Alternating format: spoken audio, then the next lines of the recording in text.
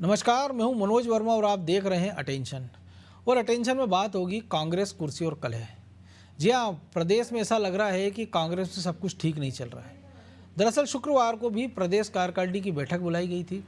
इसे लेकर मंच पर नेताओं की कुर्सी लगाई गई, लेकिन मीटिंग शुरू होने से पहले ही नेता प्रतिपक्ष उमंग सिंघार की कुर्सी हटा दी गई, क्योंकि उमंग सिंघार इस बैठक में शामिल होने नहीं पहुंचे।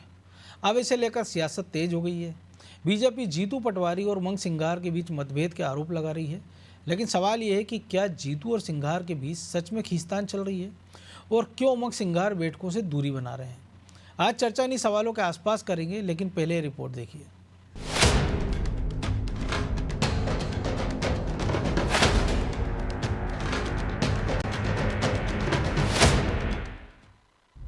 जीतू सिंघार में कुश्ती जारी, कुर्सी पर सियासत भारी। नेता प्रतिपक्ष उमंग सिंघार के नाम की इसी कुर्सी ने कांग्रेस के भीतर चल रही उस कुश्ती की तस्वीर सबके सामने ला दी, जिसको लेकर कई दिनों से चर्चा गर्म थी। दरअसल कांग्रेस में चल रही बैठक के दूसरे दिन भी नेता प्रतिपक्ष इसमें शामिल होने नहीं पहुंचे, लिहाजा उनकी कुर्सी को बाहर कर दिया गया। अब जैसे ही कुर्सी हटाने की तस्वीर सामने आई तो बीजेपी ने इस मौके को भुनाने में देरी नहीं की। बीजेपी नेताओं ने कुर्सी हटाने वाले वीडियो शेयर किए और आरोप लगाया कि जीतू पटवारी और उमंग सिंघार के बीच बन नहीं रही है। बीजेपी ने तंज कसा कि जैसे जीतू के लिए पार्टी तेल लेने गई, वैसे की उमंग सिंघार की कुर्सी भी गई। देखिए, हम तो शुरू से ही बोलते थे कांग्रेस गुटों की पार्टी है, दलों की पार्टी है, कबीलों की पार्टी है। फिर चाहे कमलनाथ जी की बात करें, दिग्विजय सिंह जी की बात करें, अरुण यादव की बात करें और अन्य नेताओं की बात करें, उमंग सिंघार की बात करें, तो कहीं पे किसी की आपस में पट नहीं रही है। अब कुर्सियां हट रही हैं, वहाँ से स्टीकर फट रहे हैं, ये सब चीज़ें कांग्रेस में दिख रही हैं। थोड़े दिनों में आप और देखेंगे कि कांग्रेस की जो लड़ाई है, जैसे कपड़ा फाड़ पहले शुरू में आपने देखी थी, अब उससे आगे बढ़कर आप उनकी लड़ाई देखेंगे। एक तरफ कांग्रेस खुद को जमीनी स्तर पर मजबूत करने में जुटी, तो दूसरी तरफ उनके दिग्गज नेताओं के बीच मतभेद खुलकर सामने आ रहा है। दरअसल कांग्रेस की पहली बैठक से भी कमलनाथ, दिग्विजय सिंह, उमंग सिंघार समेत कई बड़े नेताओं ने दूरी बना ली थी। हालांकि अब ऐसा कहा जा रहा है कि उमंग सिंघार की शिकायत दिल्ली तक पहुंच गई है। प्रदेश प्रभारी भंवर जितेंद्र सिंह भी इस मामले पर आलाकमान को रिपोर्ट सौंपेंगे। वहीं कांग्रेस ने बीजेपी के आरोपों पर पलटवार किया। देखिए, भाजपा को पहले अपने गिरबान में झांक के देखना चाहिए। 6 कैबिनेट मीटिंग हो गई और कैलाश विजयवर्गीय वहां से नदारद रहे। गोपाल भार्गव क्या कह रहे हैं, किसी से छुपा नहीं है। भूपेंद्र क्या कह रहे हैं, किसी से छुपा नहीं है। जहाँ तक कुर्सी उर्सी की बात है, कुर्सी पे तो व्यक्ति बैठता है। जब वो बीमार है और आने में असमर्थ है, तो ऐसे व्यक्ति की वहाँ पे कुर्सी लगा के तो खाली कुर्सी तो रखेंगे नहीं, और जब खाली कुर्सी रखेंगे तो फिर आप आके कहोगे। तो भारतीय जनता पार्टी की सोच उतनी बची है। कांग्रेस के कुर्सी कांड ने पार्टी के भीतर नेताओं के बीच कैसा तालमेल है, इसकी कहानी बयां करती है। यूं तो कांग्रेस की बैठक के पहले दिन जीतू पटवारी के आंसुओं ने भी बहुत कुछ साफ कर दिया था। खैर, जीतू और सिंघार के बीच खींचतान की खबरें विधानसभा चुनाव के वक्त से आ रही हैं। लेकिन अब कुर्सी कांड ने दोनों के बीच चल रही कुश्ती की बहस को और हवा दे दी है। ब्यूरो रिपोर्ट, अनादि टीवी।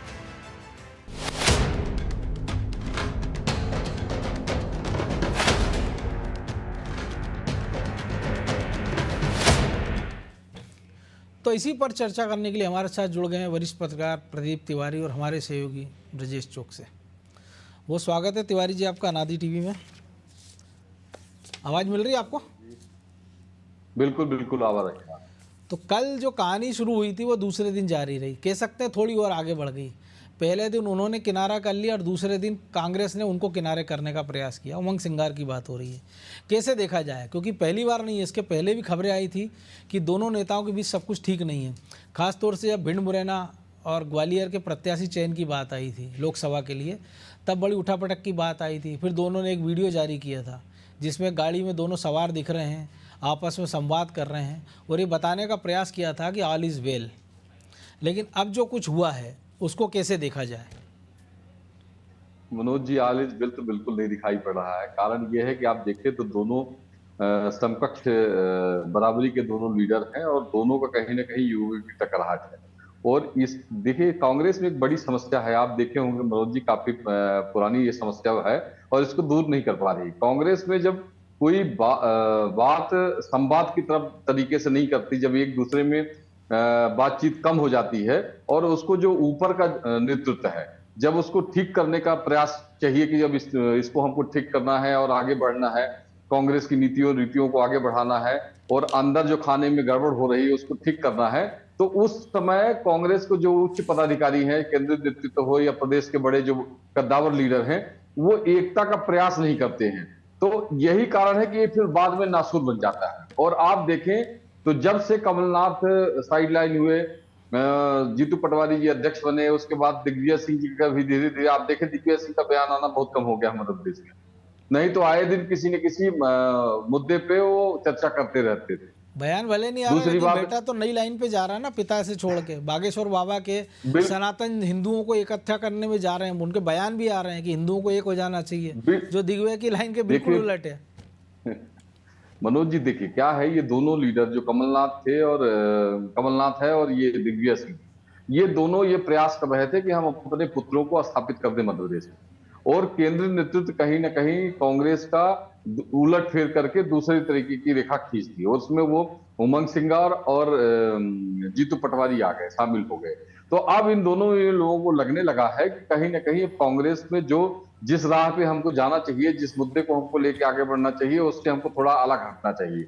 और यही कारण आप देखें तो इसका विध्वंस का कारण यही भी बन रहा है। उमंग सिंगार भी सीनियर लीडर हैं, अपने आप को मानते हैं, और जीतू पटवारी ये मानते हैं कि प्रदेश अध्यक्ष है। दोनों समकक्ष है, नेता प्रतिपक्ष है और प्रदेश अध्यक्ष हैं।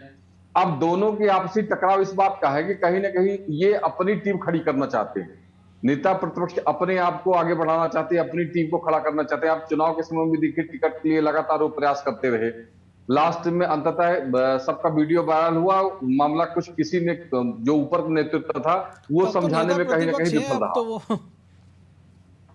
नहीं, बिल्कुल नेता प्रतिपक्ष है, लेकिन अब वो कहीं ना कहीं जो संगठन में जिस तरह का उनको चाहिए कि हमको हमारा दबाव रहे, संगठन में हमारे लोग आ गए आए, कई सारी जगह पे जिला अध्यक्ष को लेकर मामले आए हैं, प्रदेश संगठन को लेकर मामले आए हैं, तो उस मुद्दे पे जीतू पटवारी कहीं ना कहीं अपनी अलग राय रखते हैं। कारण यह है कि वो अध्यक्ष हैं और कांग्रेस के पीसीसी के चीफ हैं, तो उनको भी लगता है कि हम उन सब निचले जो अपनी टीम है उसको हम खड़े करें, जिसके आने वाले समय में चुनाव में कभी हमको हमारे लोग खड़े रहें। तो अपनी राग अलापने के चक्कर में ये विवाद खड़ा हो रहा है, और जो सीनियर लीडर हैं जिनको समझाने का दायित्व है, जो संगठन को बेहतर कर सकते हैं कांग्रेस के, वो कहीं ना कहीं दरकिनार कर दिए हैं अपने आप को। कारण यह है कि उनके बच्चों को जगह नहीं मिल रही, वो ना तो संगठन में प्रभावी है और न सरकार में प्रभारी है, विपक्ष में प्रभारी है। कहीं ना कहीं उनको ये महसूस होने लगा है कि हमको दरकिनार कर दिया गया है, और शीर्ष नेतृत्व भी इस मुद्दे को लेकर कोई गंभीर निर्णय कभी नहीं लिया है। आप देखिए चुनाव से पहले भी यही हालत रही कांग्रेस की, जब कोई आपसी विवाद होता था, दिग्विजय सिंह का हो या सिंधिया का हो या कमलनाथ का, तो केंद्रीय नेतृत्व बहुत देरी से निर्णय लेता था, तब तक में वो मामले सुलझ नहीं पाते थे और उसमें आग लग जाती थी और वो फैल जाते थे। तो मुझे लगता है कि कांग्रेस को अब अपने सिस्टम को ठीक करने की, अपनी जो अंदरूनी ताकत है उसको मजबूत करने की जरूरत है, एकता का प्रयास करने की जरूरत है, और जो सीनियर लीडर हो, चाहे जो अभी नए आ रहे हैं या जो आने वाले समय में युवा नेतृत्व है, ये कैसे ठीक हो और कैसे एकता का प्रयास करके संगठन आगे मजबूत हो, ये केंद्रीय नेतृत्व को इसमें थोड़ा हस्तक्षेप हर राज्य में करना चाहिए। इनके यहाँ जितने राज्य में है, आप सब जगह ये विवाद है, चाहे वो महाराष्ट्र हो, चाहे आप छत्तीसगढ़ में देख लें, आप देखें लास्ट में वो मुख्यमंत्री बनाया था उनको, बाबा को, और फिर हटा दिया, दोनों चुनाव हार गए। तो मुझे लगता है कि कांग्रेस के शीर्ष नेतृत्व को अब बीच बचाव करने की प्रयास करना चाहिए, और जो संगठन में जो अंदरूनी बवाल चल रहा है, जो आपसी मतभेद चल रहा है सीनियर लीडरों में, वो कहीं ना कहीं खत्म करने का प्रयास करना चाहिए, तब जाके कांग्रेस की कहीं जो मूल पुरानी विचारधारा है वो कहीं इधर लौटेगी। जी लेकिन ब्रजेश जी, एक दिलचस्प चीज़ है कि जीतू पटवारी जब अध्यक्ष बने, कहा गया राहुल गांधी की पसंद है, उमंग सिंगार को नेता प्रतिपक्ष बनाया गया, वो भी राहुल गांधी की गुड बुक में है, झारखंड के प्रभारी रहे हैं वो, और जो भंवर जितेंद्र सिंह है वो भी राहुल गांधी के बाल सखा कह सकते हैं उनको, जो प्रभारी बनकर आए। और उन सबके बावजूद अगर ये किस्सा जो बता रहा है, क्योंकि छिंदवाड़ा वो जा रहे हैं, वो धार में अकेले कार्यक्रम कर लेते हैं उमंग सिंगार, लेकिन जीतू पटवारी की बैठक से नजारत है, और वो भी उन परिस्थितियों में कि 15-20 दिन बाद विधानसभा का सत्र है, जब आपके पास मौका है कि सरकार को घेरने का, क्योंकि जीतू पटवारी को भी लगभग 1 साल का वक्त होने जाएगा, उतना ही वक्त लगभग उमंग सिंगार को नेता प्रतिपक्ष बने होने वाला है, और 1 साल सरकार का भी होने वाला है। देखिए मनोज जी, कलह कोई नई बात नहीं है कांग्रेस में। वो कुर्सी को लेकर कलह शुरू से लेकर अब तक रही है। दोनों ही राहुल गांधी की पसंद के हैं, दोनों ही युवा नेताओं को उन्होंने आगे कमान दी है, दोनों ही हम कह सकते हैं समकक्ष है। एक विधायकों का नेतृत्व कर रहा है, एक पार्टी का नेतृत्व कर रहा है, लेकिन दोनों में टकराव क्यों? ये टकराव जब से बने हैं तब से बाद से शुरू हो गई है कि जिस तरह से आपने कहा भिंड मुरैना में टिकट की बारी आई तो दोनों अड़ गए अपने अपने समर्थक को टिकट दिलाने के लिए, एक अलग अलग नाम के लिए। किस तरह से दोनों ने बाद में जब खबरें मीडिया में आई, चर्चा में आई कि दोनों में बन नहीं रही, समन्वय नहीं है, तो दोनों ने एक साथ एक वीडियो जारी किया। इसके बाद भी लगातार हम देख रहे हैं कि यदि नेता प्रतिपक्ष उमंग सिंगार धार में कोई कार्यक्रम करते हैं तो आप देखिए भिंड में अध्यक्ष जो पीसीसी चीफ हैं जीतू पटवारी, वो गोविंद सिंह और दिग्विजय सिंह के साथ बैठ के तमाम नेताओं के साथ एक कार्यक्रम कर सकते हैं। ये आगे पीछे भी कर सकते थे, समन्वय, एक तालियां दोनों हाथ से बजती हैं। कांग्रेस का कार्यक्रम था, कांग्रेस का ही कार्यक्रम था। आप भिंड का कार्यक्रम एक दिन आगे बढ़ा देते, यदि आदिवासी दिवस पे वो कार्यक्रम कर रहे थे तो तमाम नेता वहां जा सकते थे, लेकिन नहीं गए। उमंग सिंगार, दिग्विजय सिंह की खटास जग जाहिर है, किस तरह से वो माफिया भी कह चुके हैं, सरकार में रहते हुए पत्र लिखने को लेकर जो विवाद हुए थे। तो कांग्रेस में ये नई बात नहीं। जो तिवारी जी कह रहे हैं कि आलाकमान को इस पर निर्णय लेना चाहिए, तो आलाकमान ने ना आज निर्णय लिया, ना कल निर्णय लिया, ना भविष्य में, ना भूतकाल में हमने देखा कि उन्होंने निर्णय लिया। क्या ऐसी गुटबाजी नहीं थी? सुभाष यादव थे, माधवराव सिंधिया थे, सुरेश पचौरी थे, कमलनाथ थे, दिग्विजय सिंह थे, तब भी हमने देखा है कि किस तरह से एक मंच पर लास्ट में जब आलाकमान ने मोतीलाल वोरा लंबी फेरिस्त थे। हम मध्य प्रदेश जब विभाजन के बाद की बात कर लेते हैं, तो जब एक मंच पर चुनाव से पहले सबने जाकर शक्ति प्रदर्शन किया, भाई आलाकमान ने कहा एकजुट दिखना चाहिए, एक मंच पर पहुंच गए साहब। उस मंच पर पहुंचने के बाद भी आप देखिए सुभाष यादव ने किसको कहा कि आप मुख्यमंत्री बन सकते हैं, किस तरह से उस मंच पर दिखा कि भाषणों में। तो कांग्रेस में एकता कभी खलगाट में मुझे याद है, मैं उसका कवरेज करने गया था, खलगाट में बड़ा प्रदर्शन किया था, एकजुटता दिखाने का खलगाट में आयोजन किया गया था जी। वहाँ पे तमाम नेता थे, केंद्रीय नेतृत्व भी आए थे, तमाम बड़े नेता पहली बार वहाँ पे चुनाव से पहले इकट्ठे हुए, से लेकर दिल्ली के जो बड़े नेता इकट्ठे हुए थे मनोज जी। और वहाँ पे आपने मंच पे देखा था, आप खुद होंगे, कि किस तरह से बयान आए कि आप मुख्यमंत्री बन सकते हो, आप मुख्यमंत्री बन सकते हो। जो प्रदेश अध्यक्ष था उसको किनारे कर दिया।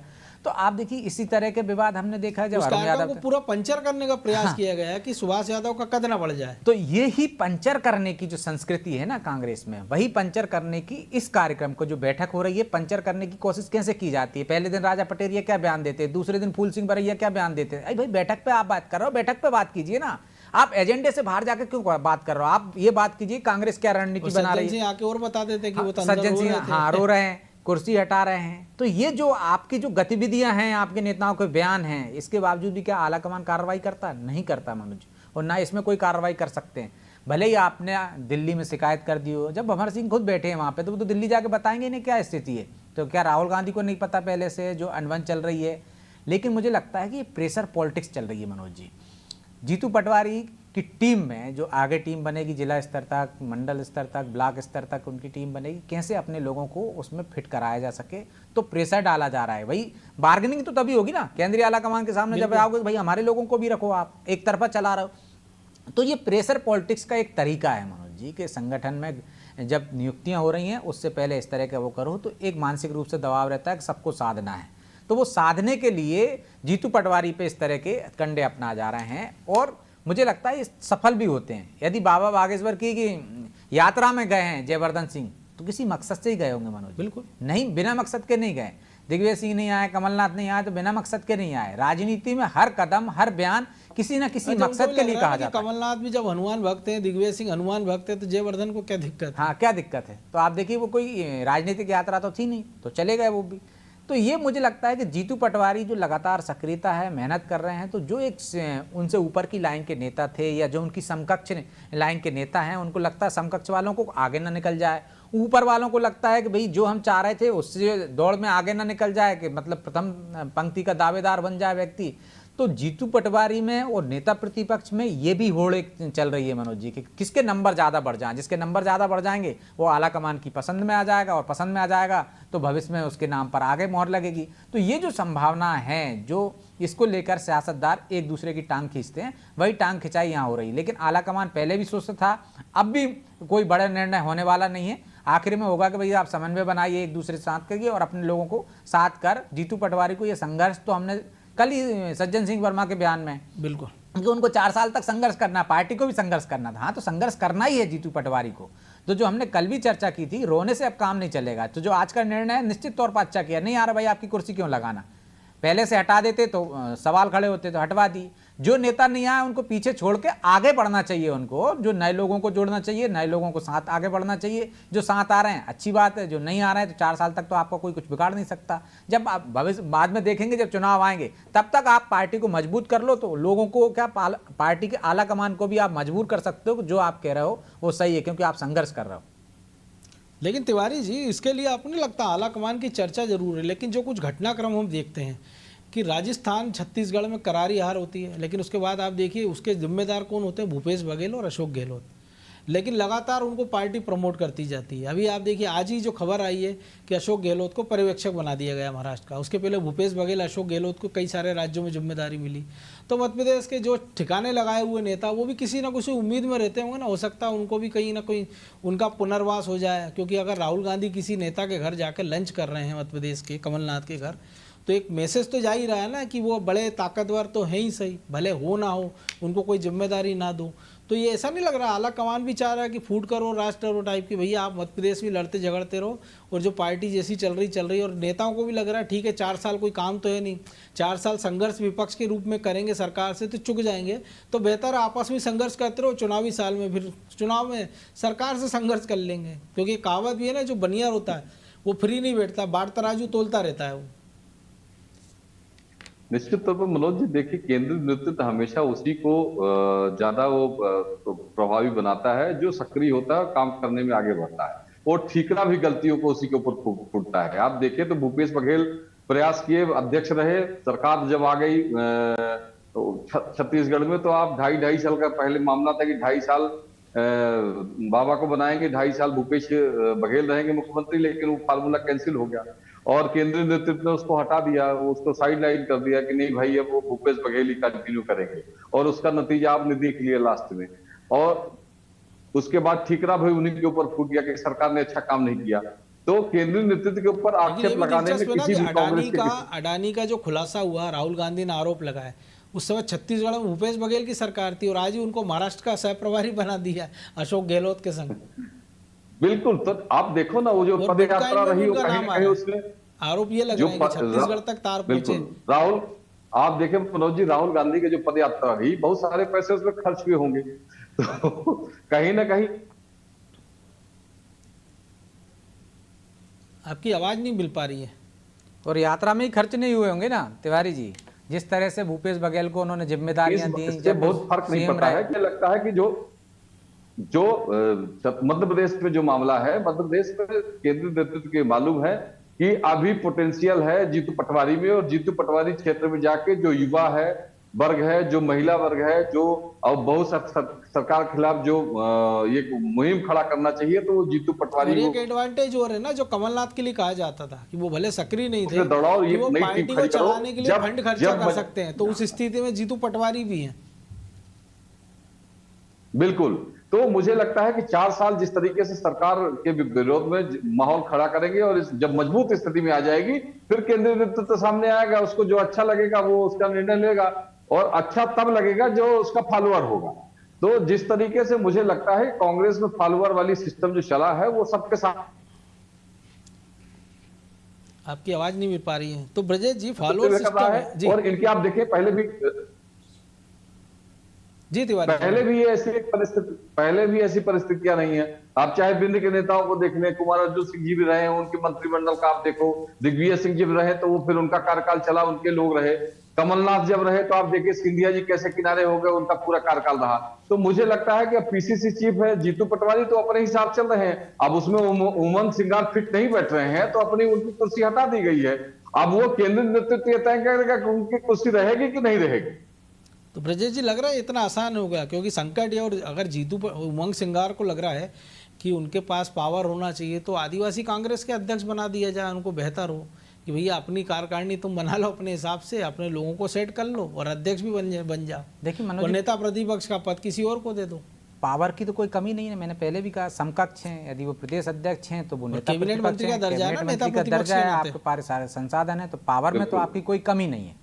रही बात मनोज जी, तो अब उमंग सिंगार नहीं, जीतू पटवारी नहीं तो कौन? आप देखिए कि सबको आजमा चुका है कांग्रेस आला कमान, दिग्विजय सिंह को आजमा चुके हैं, कमलनाथ को आजमा चुके हैं, पहले अरुण तो यादव को पूछा आजमा जाना चुके चाहिए ना हैं। कि जीतू पटवारी क्यों नहीं? क्यों नहीं? तो आप यदि ये प्रेशर बना भी रहे हो तो जीतू पटवारी को तो आपको झेलना ही पड़ेगा, और जीतू पटवारी की मनमानी तो चलेगी, क्योंकि बाकी सब तो चूक चुके हैं, पचौरी जी जा चुके हैं, बाकी सब आजमाए जा चुके हैं। नई लीडरशिप में यदि दो नेता हैं तो दोनों को तालमेल बनाकर चलना चाहिए, अरुण क्योंकि यादव दोनों को का आपने भविष्य। टिकट लायक ही नहीं समझा, अजय सिंह टिकट को लायक आप नहीं पूछ समझा रहे। आपने, अजय सिंह को आप पूछ नहीं रहे हो, तो बचा कौन आपके पास?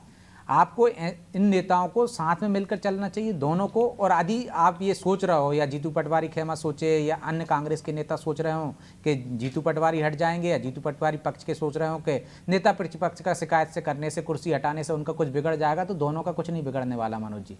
नेता प्रतिपक्ष पर कोई भी ऐसा बड़ा कार्रवाई करने की आलाकमान आज की तारीख में हिम्मत नहीं जुटा पाएगा। एक तो वो आदिवासी वर्ग से आते हैं, जिस वर्ग को यदि कुर्सी हटाने पर बीजेपी इतना बवाल कर रही है कि आदिवासी नेता का अपमान कर दिया है, तो आप सोचिए यदि उन पर कार्रवाई कर लेगी तो कितना बवाल होगा, एक नया मुद्दा बन जाएगा। जमुना देवी के साथ कैसा व्यवहार होता था, आप देखिए वो तमाम चीजें निकलेगी कि किस तरह से कांग्रेस इस संकट वर्ग भी है को, ना कि प्रदेश अध्यक्ष भी तो ओबीसी है ना, प्रदेश उनका भी अध्यक्ष क्या भी कर लो? उनका भी आप कुछ नहीं कर सकते। आपने जो समीकरण बनाए हैं ना, वो साथ के ही बनाए हैं कि आपने उपनेता प्रतिपक्ष जाति को साधने के लिए, नेता प्रतिपक्ष एक वर्ग को साधने के लिए, और आपने ओबीसी को साधने के लिए जो आपकी रणनीति है, जिस मुद्दे को लेकर राहुल गांधी बार बार चल रहे थे, जीतू पटवारी को, तमाम आपने सांचे इसी हिसाब से बिठाए ना। तो आप उन सांचों को तोड़ नहीं सकते, तो एक ही काम कर सकते हो भाई, सब एक साथ एक मंच पर देखो, तालमेल बना के काम चलो, दोनों के लोगों को जो समर्थक है उनको एडजस्ट करने की कोशिश करो। इसी एडजस्ट करने की कोशिश में तो पीसीसी का सत्यानाश हो जाता है मनोज जी, कमलनाथ जी ने वही किया था चुनाव। तो अभी एडजस्ट करोगे तो आपको ऐसे लोग भी रखना पड़ेंगे जो काम के नहीं है, वो किसी एक नेता के समर्थक हैं, जब वो नेता सक्रिय होगा तो वो सक्रिय हो जाएंगे। पार्टी को आपको सक्रिय करने के लिए कड़ा निर्णय लेना पड़ेगा कि जो सक्रिय हैं, जो काम कर रहे हैं, उन्हीं को आप वहाँ पे नियुक्ति दें, उन्हीं को पदाधिकारी बना। लेकिन ये संभव कम है, क्योंकि कमलनाथ को अपने लोगों को एडजस्ट करना है, दिग्विजय सिंह को अपने लोगों को एडजस्ट करवाना है, और नेता प्रतिपक्ष को अपने लोगों को एडजस्ट करवाना, अरुण यादव को अपने लोगों को। तो ये जो एडजस्ट कराने की जो संस्कृति है ना, ये चलती रहेगी कांग्रेस में। नहीं आप कराओगे तो इसी तरह से टांग खींचेंगे, आपस में लड़ते रहोगे, और एडजस्ट करा दोगे तो संगठन वैसे ही काम करेगा, जिस आपके अपने अपने लोग अपने अपने नेताओं के लिए काम करेंगे। क्योंकि यदि वो अपने नेता अपने कार्यकर्ताओं को एडजस्ट नहीं करेगा तो उसके नारे कौन लगाएगा मनोज जी? पट्टावाद कहाँ से चलेगा? फिर तो उसके समर्थक यदि पीसीसी चीफ ही सबकी नियुक्ति करने लगे तो पीसीसी जिंदाबाद के नारे लगेंगे। यदि राधोगढ़ में जाएंगे तो वहाँ दिग्विजय सिंह के नारे नहीं लगेंगे, पीसीसी चीफ के पहले लगेंगे। कांग्रेस कार्यालय के बाहर अध्यक्ष के नारे लगेंगे, उनके नेताओं के नारे नहीं लगेंगे। तो ये जो संस्कृति है कांग्रेस की, वो चलती रहेगी। मुझे लगता है ये झगड़े तो अभी शुरुआत हुई है, अभी तो कार्यकारिणी बनी है। ये झगड़े जब नीचे स्तर तक पूरे टीम गठित होगी तो झगड़े हमको जूतम पेजर भी होते दिखेगी। अभी तो कल नारेबाजी देखी हमने, बैतूल के लोग आए थे, ऐसे नारेबाजियां, विरोध प्रदर्शन आम हो जाएंगे। वहां तो कुर्ता फाड़ के संस्कृति चलती है। इब्तिदा इसके है, रोता है क्या, आगे आगे देखिए होता है क्या। बहरहाल वक्त इतना ही था, बहुत धन्यवाद तिवारी जी। तो कांग्रेस में कुर्सी की लड़ाई और कलह कोई नई बात नहीं है, लेकिन सवाल ये है कि एक नए अध्यक्ष को जब बड़ी जिम्मेदारी से आपने मैदान में उतारा है तो उसको फिर आप बैकअप क्यों नहीं दे रहे हैं? चाहे वो दिल्ली के नेता हों, चाहे वो मध्य प्रदेश के नेता हों। क्या एक ऐसी लड़ाई के लिए लड़ने के लिए जीतू पटवारी को कांग्रेस ने छोड़ दिया है कि जिसमें हम कह सकते हैं कि उनके हाथ भी बंधे हैं और शर्तें सफ़र, और वो किससे कहें कि पैरों के कांटे निकाल दें टाइप से स्थिति उनकी हो गई है। लेकिन सवाल ये है कि अगर जब तक आला कमान कड़ा रुख नहीं अपनाएगा तब तक कांग्रेस में इस कलह पर कोई रोक नहीं लग पाएगी और कांग्रेस का ऐसे ही हश्र होता रहेगा। अटेंशन में आज इतना ही, मुझे दीजिए इजाज़त और आप देखते रहिए अनादि टीवी। नमस्कार।